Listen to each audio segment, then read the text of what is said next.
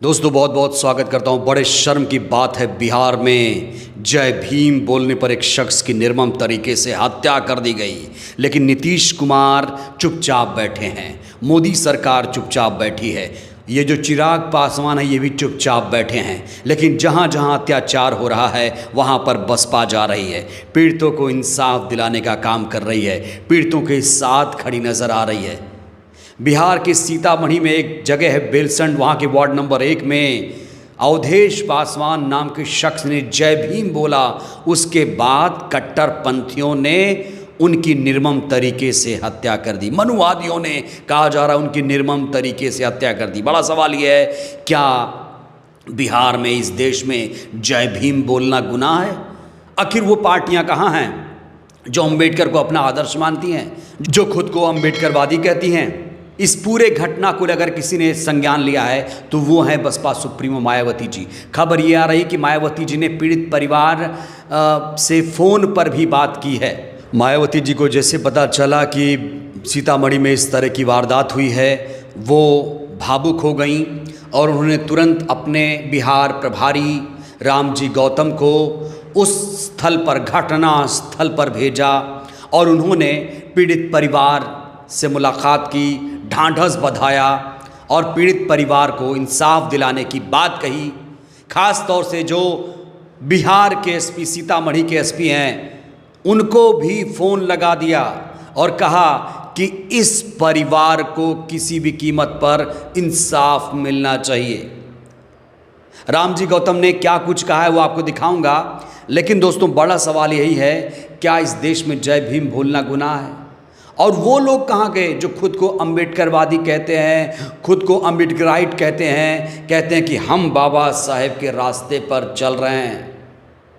बिहार में किसकी सरकार है? बिहार में बीजेपी और जेडीयू की सरकार है, नीतीश की सरकार है, भारतीय जनता पार्टी की सरकार है। लेकिन उसी सरकार में देखिए जय भीम बोलने वालों के साथ किस तरीके से अत्याचार हो रहा है। कुछ तस्वीरें मैं आपको दिखाना चाहता हूं। इन तस्वीरों को देखिए। जब वहां रामजी गौतम गए थे मुलाकात करने, तो देखिए पीड़ित परिवार की हालत क्या है। दोस्तों ये पीड़ित परिवार डरा सहमा हुआ है। अब सोचिए, जब इस तरह की वारदात वहाँ हो रही है तो क्या आने वाले दिनों में उस इलाके में क्या कोई जय भीम बोल पाएगा?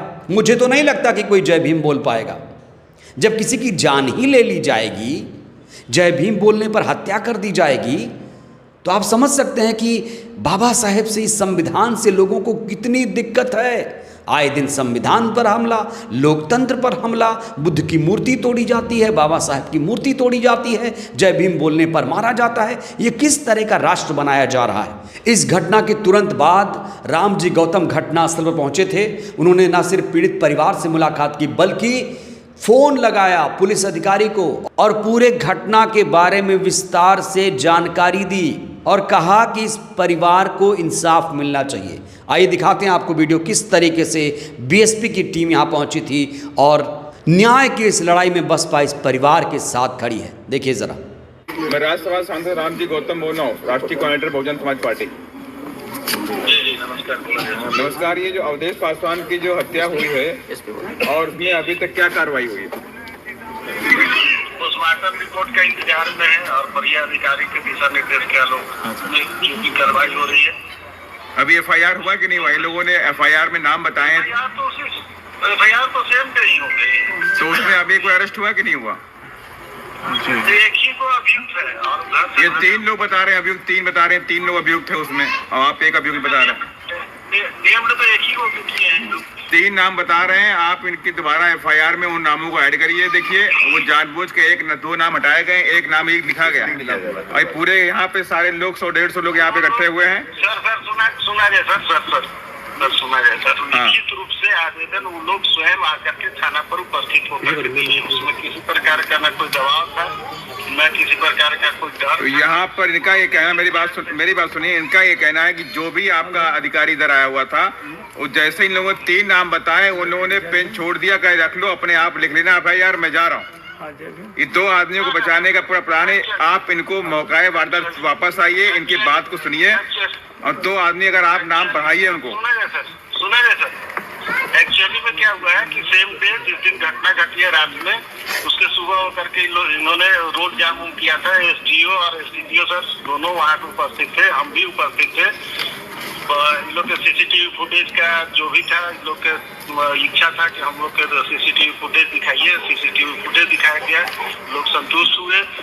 तब जाकर के लोग डेड बॉडी को पोस्टमार्टम के लिए लेकर के गए। हम लोग वापस थाना आ गए, क्योंकि सुबह से कोई न व्रत किए हुए था, न कुछ पानी कभी भी ये था, तो लोग आ गए हैं। उसके बाद इन लोग के हम बोले कि बढ़िया से तसल्ली से दाह संस्कार कर लीजिए, क्रियाकर्म कर लीजिए। उसके बाद आकर के आपको जब इच्छा हो शाम तक के आकर लिख करके आवेदन दीजिए।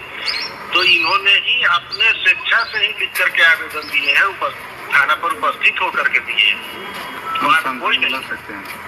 आप अभी पूरा परिवार मेरे सामने बैठा हुआ है, इनके बच्चे बैठे हुए, उनकी बहन बैठी, और भी यहाँ पे पूरे टोला के लोग बैठे हुए। इनका ये कहना है कि साहब 3 लोग थे, हमने नाम दिया, लिखा नहीं गया है।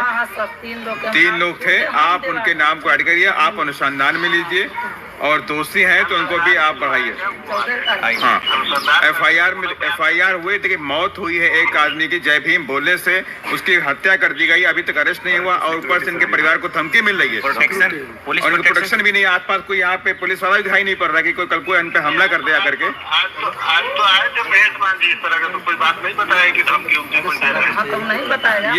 ये महेश मान जी अलग है, इनका परिवार अलग है। देखिए, महेश मांझी पे हमला नहीं होगा, हमला होगा तो इनके परिवार पे होगा। तो आप कम से कम इस टोला में अपनी पुलिस की प्रोटेक्शन की व्यवस्था करिए, जब तक उसका अरेस्ट नहीं हो जाता है, जब तक कार्रवाई आगे नहीं बढ़ती है। हाँ, आप इसको सुनिश्चित करिए। कम से कम गरीब आदमी, आपको न्याय मिलना चाहिए, इनको न्याय मिलना चाहिए भाई। इनके परिवार, इनके बच्चों ने अपना पापा खोया है, बाप खोया है, छोटे छोटे बच्चे हैं, कमाई कोई साधन नहीं, बेचारा मजदूरी करके अपना परिवार पालता था। आप देखिए कितने गरीब है, क्या हालत इनकी बेचारों की। और आप लोग इतना ढीलापन करेंगे तो कैसे बात बनेगा। इसको तो इनके परिवार को तुरंत आप प्रोटेक्शन भिजवाइए, आप इनको आसपास टोला में इनको पुलिस की गश्त बढ़ाइए, और 1-2 आदमी इनको रोकिए यहाँ पर। आप नहीं करेंगे तो भाई हमें आगे तक बढ़ना पड़ेगा। आप इनको प्रोटेक्शन तो बना दिलाई दीजिए आप।